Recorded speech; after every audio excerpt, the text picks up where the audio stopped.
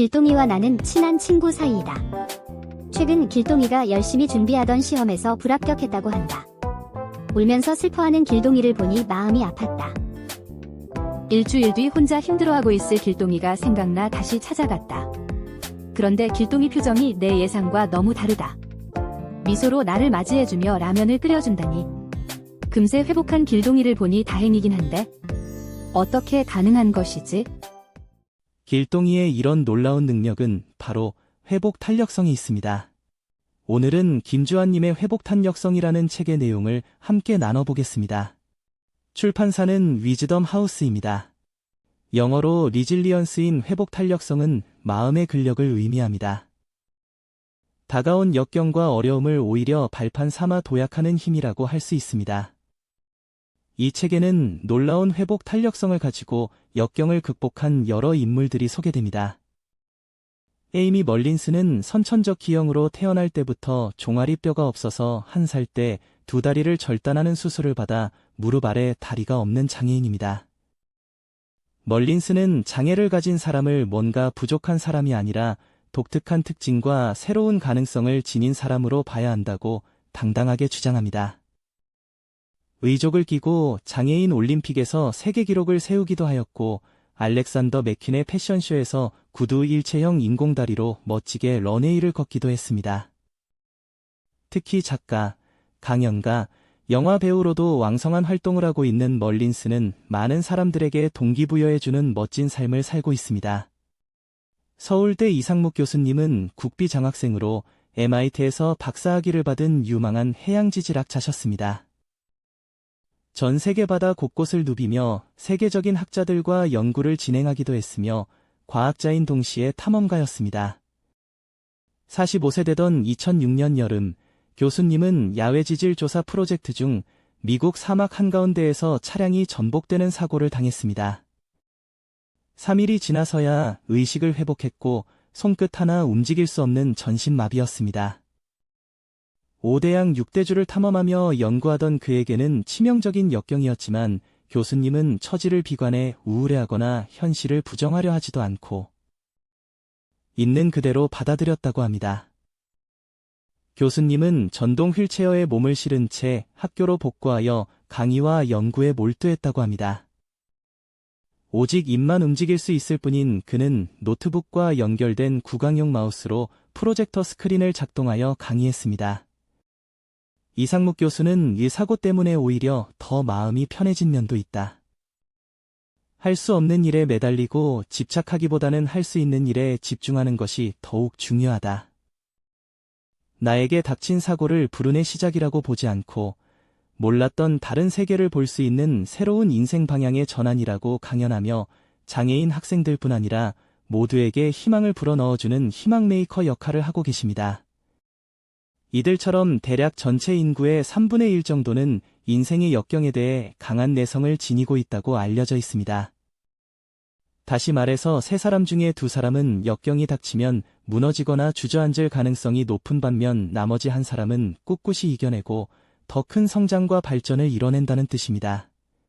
그렇다면 이렇게 회복 탄력성이 높은 사람과 낮은 사람의 뇌에 무슨 차이가 있을까요? 회복 탄력성이 높은 사람은 실수를 두려워하지 않으면서도 자신의 실수에 대해 민감하게 알아차리는 뇌를 가지고 있습니다. 이들은 설령 실수를 범한다 해도 실수로부터의 피드백을 적극적으로 받아들이는 습관이 들어있는 뇌를 지닌 사람들입니다. 반면 회복 탄력성이 낮은 사람들은 실수를 지나치게 두려워합니다. 이런 사람들은 실수를 덜 하지만 정작 실수를 했을 경우에 그들의 뇌는 민감하게 반응하지 않습니다. 실수를 적극적으로 받아들이려 하기보다는 억누르고 무시하려는 무의식이 작동한다고도 해석할 수 있습니다. 정리해보자면 회복 탄력성이 높은 사람들은 스스로의 실수에 대해 보다 긍정적인 태도를 지닌 사람들입니다. 그들의 뇌는 습관적으로 보다 더 과감하고 도전적이어서 늘 새로움을 추구합니다. 자신의 실수에 예민하게 반응하되 실수를 두려워하지 않는 것이 회복 탄력성이 높은 긍정적인 뇌의 특징입니다. 그렇다면 회복 탄력성을 약화시키는 것은 무엇일까요? 회복 탄력성을 약화시키는 가장 근본적인 부정적 정서는 두려움입니다. 사람들은 무엇을 두려워할까요? 그것은 크게 두 가지입니다. 첫 번째는 행복의 조건이라고 굳게 믿는 것을 얻지 못할까봐 두려워합니다. 예를 들어 많은 돈이 행복의 조건이라고 믿으면서 그것을 얻지 못할까봐 두려워하는 것이지요. 두 번째는 이미 갖고 있다고 생각하는 행복의 조건을 혹시 잃어버릴까봐 두려워합니다. 이러한 두려움을 근본적으로 없애기 위해서는 내가 얻고자 하는 성공이나 성취가 행복이 아니라는 것을 확실히 깨달아야 합니다. 나의 행복은 나의 내면적 결단에서 오는 것임을 깨달아서 어떠한 실패나 역경도 나를 불행하게 할 수 없는 상태가 되어야 합니다. 즉, 회복 탄력성은 성공에 대한 강한 집념에서 나오는 것이 아니라 실패에 대한 두려움 없음에서 나옵니다. 자기 자신에 대한 깊은 성찰을 통해 자신의 행동에 대한 뚜렷한 목적의식과 방향성을 지니되 그 목적 달성 여부에 얽매이거나 전전긍긍하지 않는 삶의 태도가 회복 탄력성을 가져오는 것입니다. 긍정적인 사고를 위해 책에서 추천하는 방법 중 하나는 일어나는 일들의 원인을 정확히 파악하라는 것입니다. 우리가 분노나 좌절 등의 부정적 감정을 느낄 때 우리는 흔히 어떤 사건이나 사람이 나의 부정적 감정을 유발했다고 믿습니다. 하지만 저자는 이것이 착각이라고 말합니다. 내 인생에서 어떠한 일이 생기든 누군가와 어떠한 갈등을 빚든 그러한 일들 자체에는 그 어떤 본래의 의미가 담겨져 있지 않습니다. 어떤 일이 내 기분 나쁜 일, 짜증나는 일이 되려면 반드시 나의 해석이 필요합니다. 즉, 나의 분노나 짜증은 외부 사람이 만드는 것이 아닌 내 자신이 만들어내는 것입니다. 불행한 사건이나 역경에 대해 어떠한 해석을 하고 어떠한 의미로 스토리텔링을 부여하는가에 따라 우리는 불행해지기도 하고 행복해지기도 합니다. 인간은 이야기를 살아가는 동물입니다. 우리의 모든 경험과 기억은 내가 하는 이야기의 형태로 존재합니다. 경험이 머릿속의 기억으로 남고 그것이 삶의 일부를 이루게 됩니다. 곧 삶은 내가 만드는 이야기입니다. 나의 정체성은 나의 기억에 있는 것입니다. 내가 누구냐 하는 것은 내가 나의 경험에 어떠한 스토리텔링을 하느냐에 의해서 결정됩니다. 긍정적이고 행복하며 회복 탄력성이 높은 사람들은 실패를 하더라도 실패는 누구나 할 수 있는 것이다. 실패는 아쉽지만 실패는 아마도 이번뿐일 것이다. 사업이 실패했다고 내 인생의 모든 면이 다 실패한 것은 아니다라는 식의 스토리텔링을 합니다. 예를 들어 아침에 출근하려고 보니 집 앞에 주차했던 차를 누가 긁고 가버린 상황에 대해 어떤 스토리텔링이 가능할까요? 회복 탄력성이 낮은 사람이라면 즉시 왜 내 차에만 이런 일이 생겼을까? 왜 나에게는 늘 이런 일이 생기는가? 라는 식의 스토리텔링을 합니다. 이런 방식의 스토리텔링은 빨리 개선하도록 노력해야 합니다. 주차장에 세워놓은 차에는 항상 이런 일이 생기기 마련이며 내 잘못이 아니라 긁고 지나간 운전자가 잘못한 것이다. 이런 재수없는 일은 오늘 어쩌다 생긴 것이며 액땜한 것이니 오늘 다른 일은 다 잘 될 것이다라는 식의 스토리텔링을 하는 버릇을 들여야 합니다. 그렇다면 회복 탄력성을 높이기 위해 할 일은 무엇일까요? 저자는 자신의 대표 강점을 발견하라고 조언합니다. 강점의 발견과 지속적인 수행은 엄청난 긍정적 정서를 유발합니다. 우리는 학창시절 내내 끊임없이 자신의 부족한 점, 약점만을 들여다보도록 세뇌되었습니다. 약점에 집중해서 그것을 보완하는 방법은 자기 발전이나 행복으로 이어지기 힘듭니다. 그 노력이 성공한다 해도 기껏해야 평범한 사람이 되는데 그칩니다. 인류 역사를 돌이켜보면 훌륭한 업적을 남긴 사람들은 자신의 강점에 집중해서 그것을 더욱 발전시킨 사람들이라는 것을 금방 알 수 있습니다.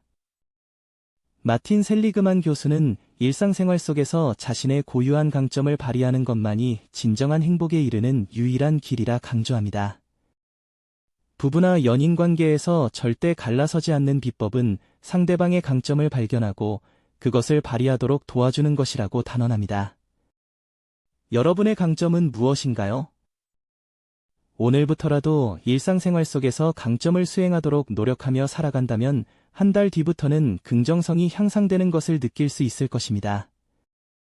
회복 탄력성 향상을 위한 2가지 습관도 소개해드리겠습니다. 첫 번째, 감사하기. 감사하기는 긍정성 향상에 있어 가장 강력하고 지속적인 효과를 나타냅니다. 감사하는 마음은 긍정 심리학이 지향하는 최선의 마음 상태로 사람의 마음과 몸을 최상의 상태로 유지시켜줍니다. 매일 밤 잠자리에 들기 전에 그날 있었던 일들을 돌이켜보면서 감사할 만한 일을 5가지 이상 수첩에 적어둡니다. 인생에 대한 막연한 추상적인 감사가 아니라 하루 동안 있었던 일 중에서 구체적으로 적어야 합니다. 반드시 글로 기록한 후 잠자리에 들도록 해보세요. 이렇게 하면 우리 뇌는 그날 있었던 일을 꼼꼼히 회상해보면서 그 중에서 감사할 만한 일을 고르게 됩니다. 잠들기 전에 하는 것이 효과적인 이유는 대부분의 기억 고착화 현상은 잠자는 동안에 일어나기 때문입니다. 즉, 긍정적 마음으로 그날 하루 일을 회상하는 뇌의 작용을 습관으로 만드는 데 있어 효과적입니다. 2번째, 규칙적인 운동입니다. 운동은 뇌 안의 혈액순환을 향상시킴으로써 스트레스를 감소시키고 사고 능력을 증진합니다. 정신의학과 의사인 존 레티는 운동이 집중력과 침착성은 높이고 충동성은 낮춰 우울증 치료제를 복용하는 것과 비슷한 효과가 있다고 말합니다. 실제로 영국에서는 가벼운 우울증에는 항우울제 대신 운동을 처방하는 의사가 늘어나고 있습니다. 일주일에 3번씩 30분 이상, 8주 이상 운동하는 것이 최소 조건입니다. 마지막으로 여러분들께 3가지 질문을 드리며 마치겠습니다. 첫 번째 질문. 여러분의 회복 탄력성은 어떤가요? 저는 이 책에 나왔던 역경을 극복하신 분들의 이야기를 읽고 적지 않은 충격을 받았습니다. 저의 회복 탄력성은 그 정도로 높지 않은 것 같아 회복 탄력성을 높일 수 있도록 노력할 것을 다짐했습니다. 2번째 질문. 오늘 감사 기록에 쓸만한 내용은 무엇이 있을까요? 저는 지하철을 오래 기다리지 않고 바로 탄 것, 새로 시도해본 요리가 성공적이었던 것 등등이 떠오릅니다. 마지막 3번째 질문. 이번 주 운동 목표를 세워볼까요? 저는 일주일에 4회 이상 40분 걷기 뛰기를 할 것을 계획하고 실천해보겠습니다. 회복 탄력성 높은 긍정적이고 행복한 삶을 응원합니다. 감사합니다. 영상이 마음에 드셨으면 구독과 좋아요 부탁드립니다.